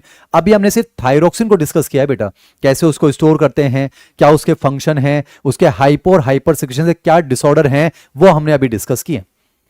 हमने थायरोक्सिन को लेकर सारी बातें कर ली हैं, अब हमें डिस्कस करना है थायरोकैल्सिटोनिन, पर इसको मैं डिस्कस करूंगा अलोंग विद पैराथायरॉइड ग्लैंड। तो मैं आपको 1 मिनट का समय दे रहा हूं, जल्दी से एक बार इसको आप ऑब्जर्व कर लीजिए, एनसीईआरटी से गो थ्रू कर लीजिए, फिर हम शुरू करेंगे बच्चों। पैराथायरॉइड ग्लैंड बहुत छोटी ग्लैंड है, बहुत ही आसान ग्लैंड।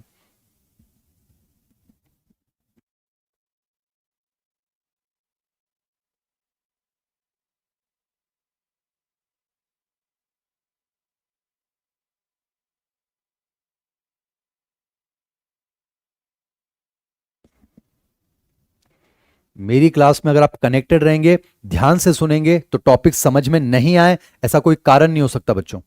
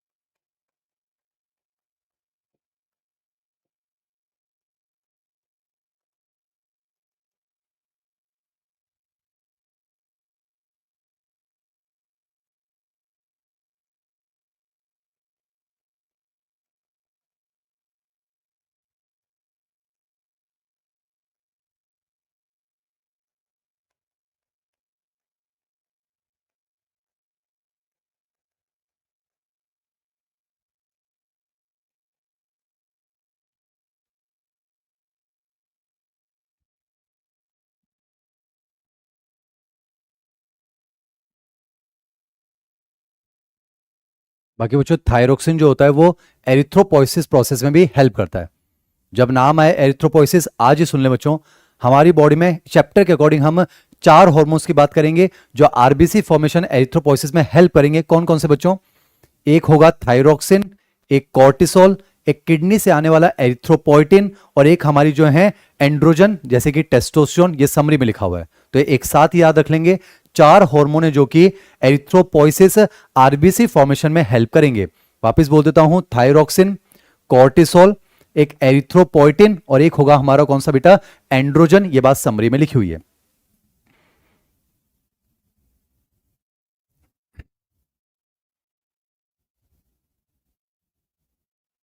चलिए बच्चों, अब जो है ऑर्गेनाइज एंडोक्राइन ग्लैंड के सीक्वेंस को आगे ले चलता हूं।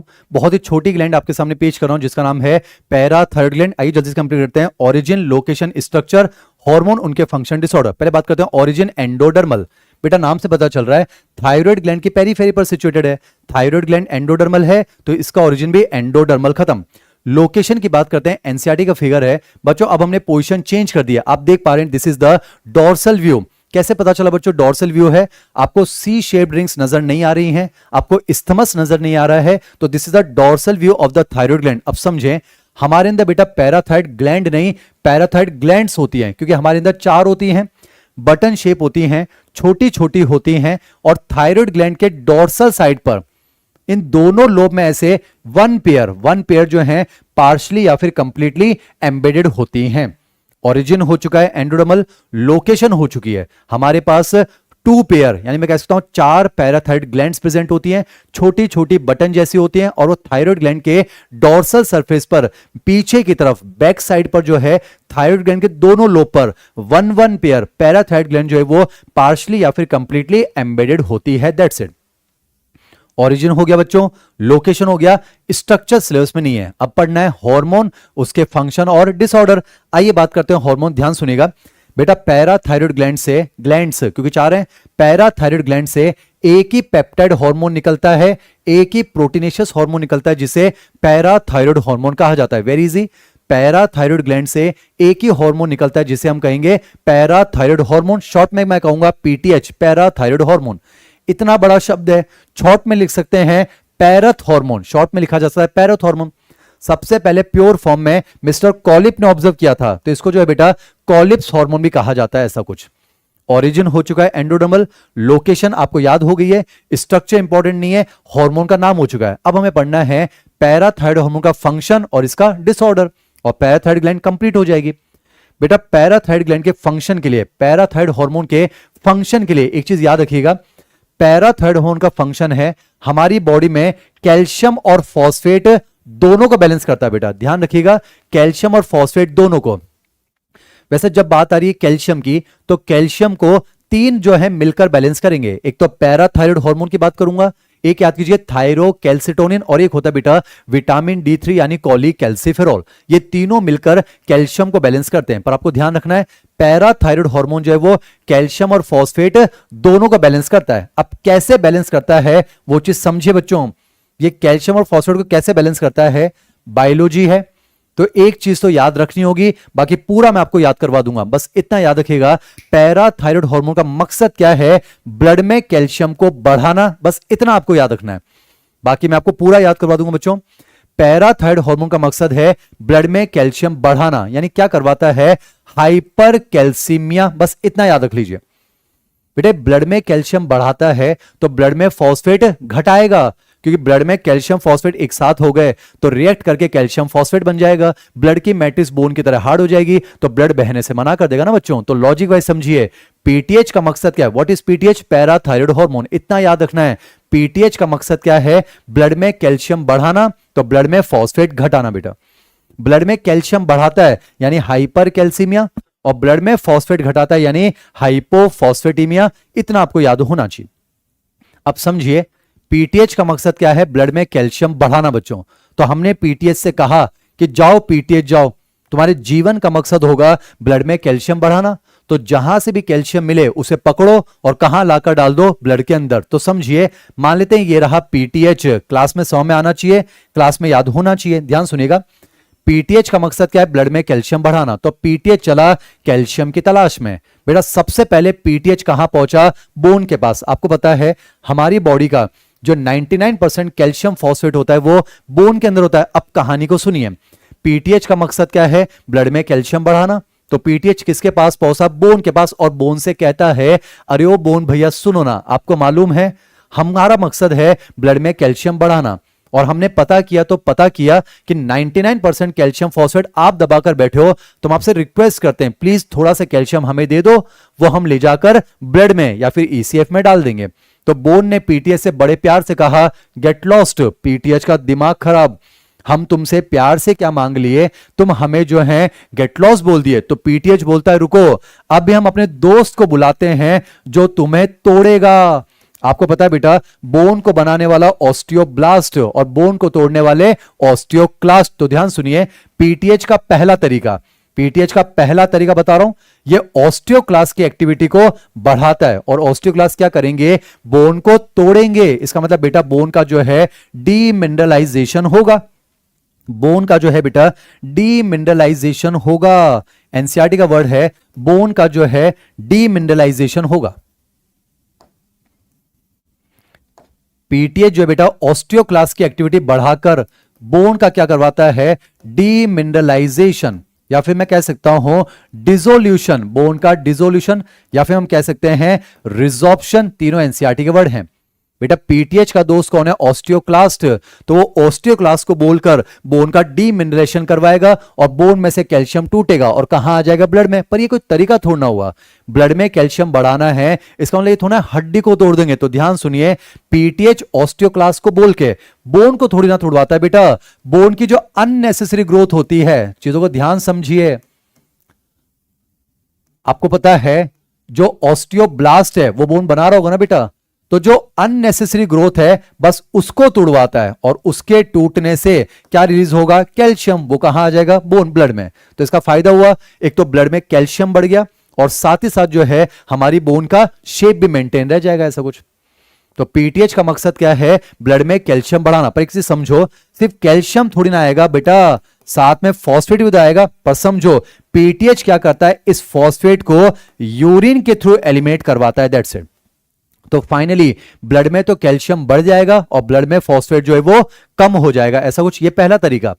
फिर पीटीएच फिर चला किसकी तलाश में, कैल्शियम की तलाश में। अब ध्यान सुनना, पीटीएच का दूसरा तरीका बेटा ये पहुंचता है नेफ्रॉन के पास। पूरा एनसीईआरटी चल रही है। दूसरा तरीका, ये नेफ्रॉन से किसका एब्जॉर्प्शन, किसका रीएब्जॉर्प्शन करवाता है, कैल्शियम का। तो ब्लड में कैल्शियम बढ़ेगा। और तीसरा तरीका एनसीईआरटी कहती है पीटीएच जो है वो हमारी इंटेस्टाइन में जो फूड है वहां से कैल्शियम का एब्जॉर्प्शन करवाता है, ऐसा एनसीईआरटी में लिखा हुआ है।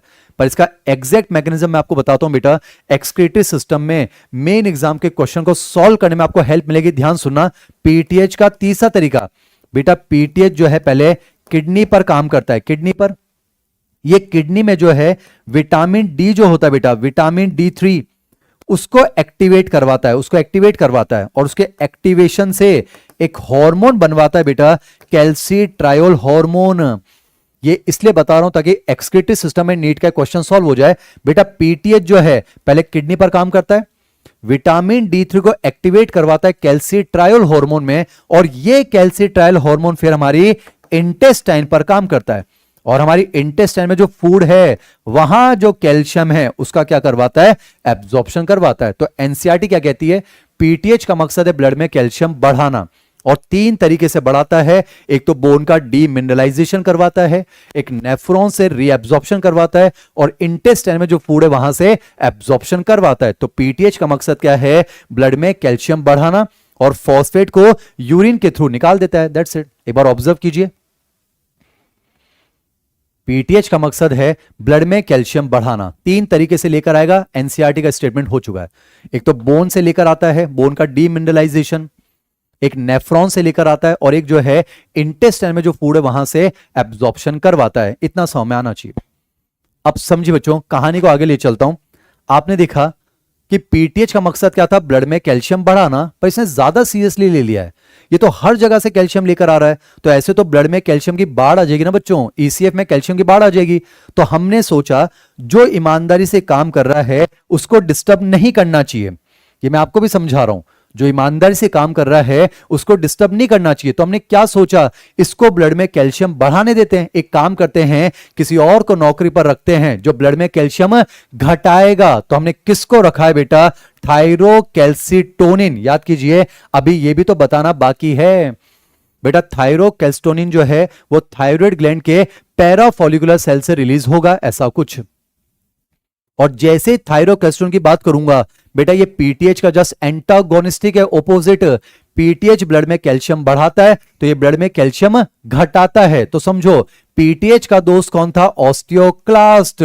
इसका दोस्त कौन होगा बेटा, ऑस्टियोब्लास्ट, दैट्स इट। तो टीसीटी क्या करता है, ऑस्टियोब्लास्ट की मदद से जो ब्लड का कैल्शियम है उसको बोन में डिपॉजिट करवाएगा, तो ब्लड में कैल्शियम कम हो जाएगा। साथ ही साथ वो ब्लड का जो कैल्शियम है उसको यूरिन से एलिमिनेट करवाता है, दैट्स इट। तो आपने देखा पीटीएच ब्लड में कैल्शियम बढ़ाता है जबकि टीसीटी जो है वो ब्लड में कैल्शियम घटाता है, ऐसा कुछ। दोनों एंटागोनिस्टिक काम करते हैं। तो मैं एनसीईआरटी का स्टेटमेंट कह सकता हूं ना बच्चों, the secretion of parathyroid hormone and thyrocalcitonin is regulated by the circulating level of blood calcium. बेटा इनका सिक्रीशन ब्लड के कैल्शियम से रेगुलेट होता है। अगर ब्लड में कैल्शियम कम होगा तो पीटीएच का सिक्रीशन बढ़ेगा ताकि ब्लड में कैल्शियम बढ़ाया जा सके। अगर ब्लड में कैल्शियम कम हो जाएगा तो पीटीएच का सिक्रीशन होगा। अगर ब्लड में कैल्शियम ज्यादा हो जाएगा तो टीसीटी का सिक्रीशन होगा ताकि ब्लड में कैल्शियम को घटाया जा सके, ऐसा कुछ। एक और चीज मैं आपको बता दूं बच्चों, आपने सुना होगा एस्ट्रोजन की बात कर रहा हूं, ये स्केलेटल सिस्टम आएगा, यहीं सुन लेते हैं, वहां मुस्कुरा लेंगे। बेटा क्या होता है, फीमेल्स के अंदर जो एस्ट्रोजन होता है वो टीसीटी के साथ सिनर्जिस्टिकली काम करता है और वो भी जो है बोन में कैल्शियम का डिपोजिशन करवाता है। यानी समझो मैं कह सकता हूं पीटीएच हड्डी को कमजोर बनाता है, कैल्शियम निकलवाता है, तबकि टीसीटी जो है वो हड्डी को मजबूत बनाता है, ऐसा कुछ। पर समझिए फीमेल के अंदर एस्ट्रोजन टीसीटी के साथ मिलकर काम करता है ताकि बोन में कैल्शियम का डिपोजिशन हो सके। तभी तो एनसीईआरटी कहती है मेनोपोज के बाद आपको होता है एस्ट्रोजन का लेवल कम होगा, तो टीसीटी का साथ देने वाला कम हो चुका है, तो उस केस में जो है बोन ज्यादा टूटती है, पीटीएच की एक्टिविटी बढ़ जाती है और ऑस्टियोपोरोसिस देखने को मिलता है, ऐसा कुछ। ये जो है स्केलेटल सिस्टम में लिखा हुआ बच्चों कि मेनोपोज के बाद एस्ट्रोजन का कम होना फीमेल के अंदर ऑस्टियोपोरोसिस का एक प्रमुख कारण माना जाता है, यह समझ में आना चाहिए। अब हम बात करेंगे बच्चों डिसऑर्डर्स, इसको समझें। हम एक ही स्लाइड में इसको कंप्लीट करते हैं। पहले बात करता हूं पीटीएच अगर कम हो जाए, अब मुझे लिखने की जरूरत नहीं बेटा, पीटीएच क्या करता है, ब्लड में कैल्शियम बढ़ाता है, यानी ईसीएफ में कैल्शियम बढ़ाता है। अगर पीटीएच कम है तो ईसीएफ में कैल्शियम क्या हो जाएगा बेटा, कम हो जाएगा। ये लिखने की जरूरत नहीं बेटा, पीटीएच हाइपर कैल्सीमिया करवाता है, तो अगर पीटीएच कम है तो हाइपोकैल्सीमिया और हाइपर फॉस्फेटेमिया हो जाएगा, ऐसा कुछ। पीटीएच क्या करता है, ब्लड में कैल्शियम बढ़ाता है, ईसीएफ में कैल्शियम बढ़ाता है। अगर पीटीएच कम है तो ईसीएफ में कैल्शियम कम। अब समझिए, मान लेते बेटा ये मसल फाइबर है, मसल फाइबर आपको पता है न्यूरॉन इसके साथ जो है जंक्शन बना रहा है, उसे हम कह रहे हैं न्यूरोमस्कुलर जंक्शन। थोड़ा याद कीजिए, यहां पर न्यूरॉन पर मिलते हैं सोडियम वीजीसी, नर्वस सिस्टम हमने पढ़ा है। और याद कीजिए सोडियम वीजीसी को बंद कौन करता है, कैल्शियम, जो ईसीएफ में होता है। अब समझो बच्चों, अगर ईसीएफ में कैल्शियम कम है, पीटीएच होता तो ईसीएफ में कैल्शियम बढ़ता, पर पीटीएच कम है तो ईसीएफ में कैल्शियम कम, कंसेप्ट समझिए। और अगर ईसीएफ में कैल्शियम कम होगा तो सोडियम वीजीसी को बंद करने के लिए कैल्शियम नहीं है, तो सोडियम वीजीसी हमेशा खुले रहेंगे, और सोडियम वीजीसी खुले रहेंगे तो सोडियम का इन्फ्लक्स होता रहेगा, डीपोलराइजेशन होता रहेगा, यानी ये न्यूरॉन जो है अननेसेसरीली इरिटेटेड रहेंगे, ये रेस्ट में कभी आएंगे नहीं। और न्यूरॉन अगर एक्साइटेड रहेंगे तो नर्व इंपल्स भेजते रहेंगे, जो मसल सेल है उसको भी लगातार स्टिमुलस मिलता रहेगा, तो मसल में क्या होगा, सस्टेन्ड कॉन्ट्रैक्शन, मसल रिलैक्स नहीं होगी बच्चों। कंसेप्ट समझिए, पीटीएच होता तो ईसीएफ में कैल्शियम बढ़ाता, पर पीटीएच कम है तो ईसीएफ में कैल्शियम कम, तो सोडियम वीजीसी को बंद करने के लिए कैल्शियम नहीं है। और जब सोडियम वीजीसी बंद नहीं होंगे, सोडियम वीजीसी चालू रहेंगे, डीपोलराइजेशन होता रहेगा, तो मैं कह सकता हूं नर्व फाइबर और मसल फाइबर अननेसेसरीली इरिटेटेड रहेंगे, तो मसल को लगातार स्टिमुलस मिलता रहेगा, मसल में सस्टेन्ड कॉन्ट्रैक्शन होगा।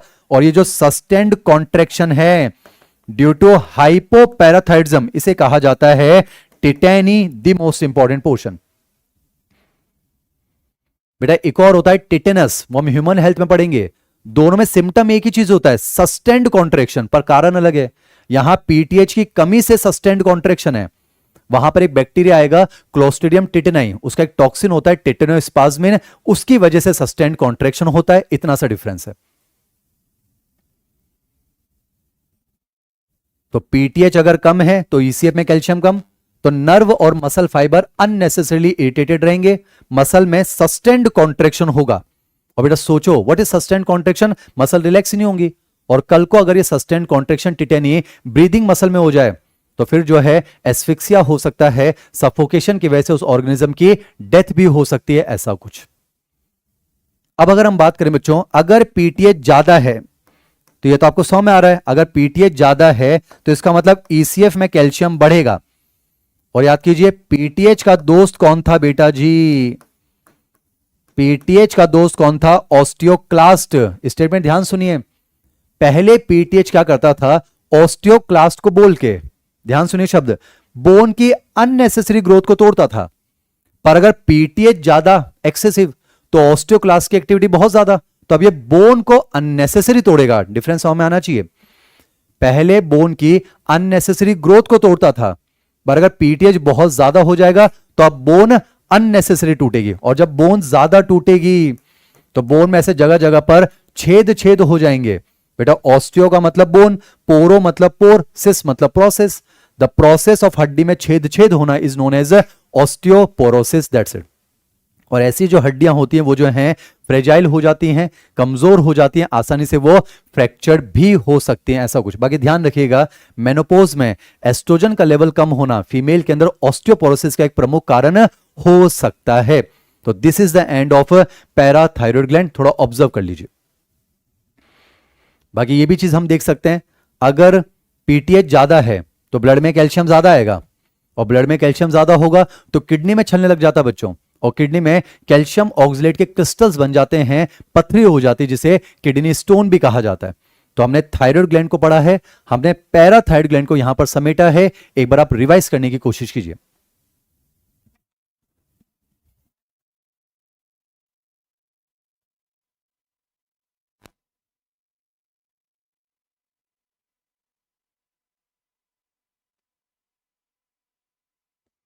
टेस्ट का सिलेबस बता दिया है, नर्वस सिस्टम पूरा आएगा और एंडोक्राइन सिस्टम पूरा आएगा।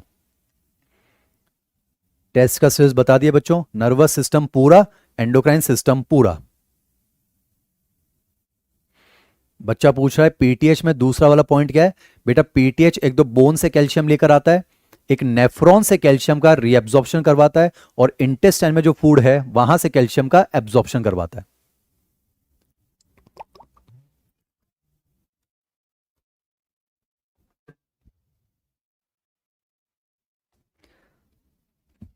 हमने सिनर्जिस्टिक हार्मोन कौन कौन से पढ़े बच्चों अभी तक, याद करने की कोशिश कीजिए। एक तो एफएसएच एलएच जो है वो सिनर्जिस्टिक हार्मोन है, एफएसएच एलएच सिनर्जिस्टिक हार्मोन है, याद कीजिए। एक याद कीजिए, थायरोक्सिन और growth hormone along with somatomedin synergistic hormone है। एंटागोनिस्टिक में हमने कौन कौन से पढ़े, याद कीजिए, एमएसएच और मेलाटोनिन, पिछली क्लास में पढ़ा था बच्चों। एमएसएच जो होता है वो कॉम्प्लेक्शन डार्क करवाता है, जबकि मेलाटोनिन जो होता है वो कॉम्प्लेक्शन फेयर करवाता है, एंटागोनिस्टिक है। और आज एक एंटागोनिस्टिक आ चुका है, पीटीएच और टीसीटी। पीटीएच जो होता है वो ब्लड में कैल्शियम बढ़ाता है, टीसीटी जो होता है वो ब्लड में कैल्शियम घटाता है, दैट्स इट। टेस्ट का सिलेबस मैं आपको बता रहा हूं, neural control and coordination complete आएगा और केमिकल कोऑर्डिनेशन इंटीग्रेशन कंप्लीट आएगा।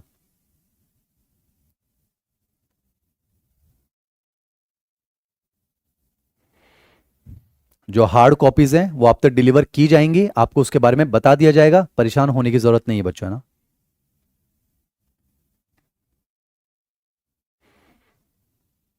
हम पिट्यूटरी ग्लैंड पढ़ चुके हैं अलोंग विद हाइपोथैलेमस, थायराइड पढ़ चुके हैं, पैराथायराइड पढ़ चुके हैं।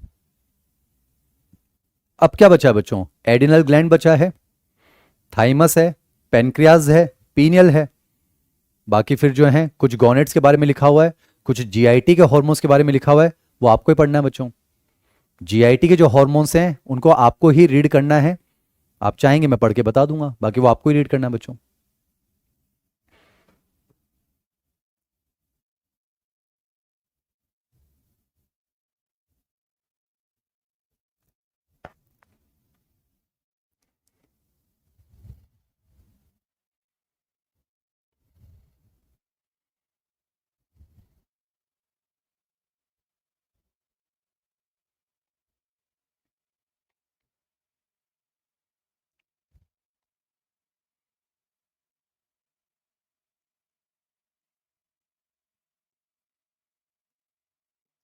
आज एमजे टॉक्स में बहुत खूबसूरत बात मैं आपके लिए लेकर आया हूं बच्चों। अगर आप समझ पाएंगे तो मां तक जाना आपका काफी आसान हो जाएगा, जीवन में भी आपको बहुत हेल्प मिलने वाली है। ये जो पॉइंट है इसने मुझे भी पर्सनली बहुत इंस्पायर किया है, तो आज खास तौर पर ये पॉइंट आपके लिए लेकर आया हूं। होपफुली आपने शायद पहले भी सुना होगा, नहीं सुना है तो एमजे टॉक्स के माध्यम से इस पॉइंट को आप सुन सकते हैं, समझ सकते हैं बच्चों।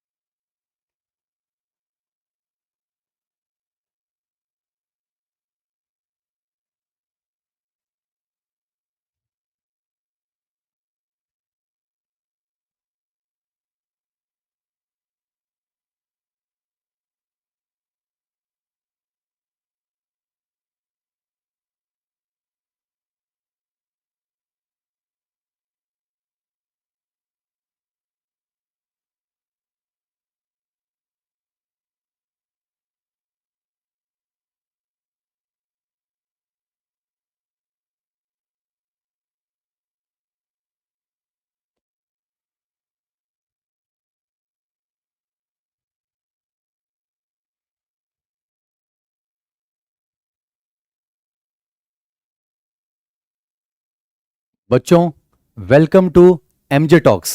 बच्चों एमजे टॉक्स के माध्यम से बहुत ही खूबसूरत चीज जो है आज मैं आपको समझाना चाह रहा हूं।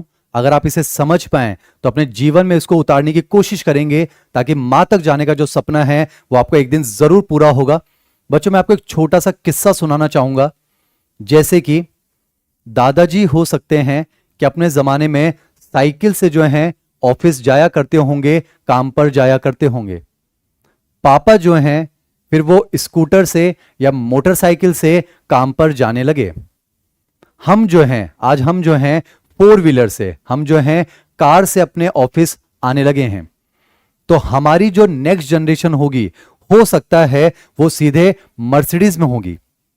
उनकी जो नेक्स्ट जनरेशन है हो सकता है वो फरारी से जो है ट्रेवल किया करेंगी। पर अगर यही सिलसिला रहा तो वो वक्त दूर नहीं है कि उसके बाद की जो जनरेशन है वो फिर से या तो पैदल चलेगी या फिर साइकिल से ट्रेवल करेगी। दादाजी साइकिल से जाया करते थे, पापा स्कूटर से जाया करते थे, हम कार में जाया करते हैं। अगर हमने अपनी संतान को कार में जाना शुरू करवा दिया तो हो सकता है उसकी जो संतान होगी वो मर्सिडीज में जाएगी या फरारी में, पर भविष्य में उसकी जो संतान आएगी फिर से उसको वहीं से शुरुआत करनी होगी, उसको फिर से पैदल चलना होगा, उसको फिर से साइकिल से शुरुआत करनी होगी। ऐसा मैं इसलिए कह रहा हूं बच्चों, एक बहुत ही जीवन का एक विचित्र सर्कल है जो मैंने आपके सामने लिखा है। काश आप उसको समझ पाएंगे एमजे टॉक्स के माध्यम से। मैंने लिखा है बच्चों, tough times create strong man. जो टफ टाइम्स होते हैं वो स्ट्रॉन्ग मैन क्रिएट करते हैं।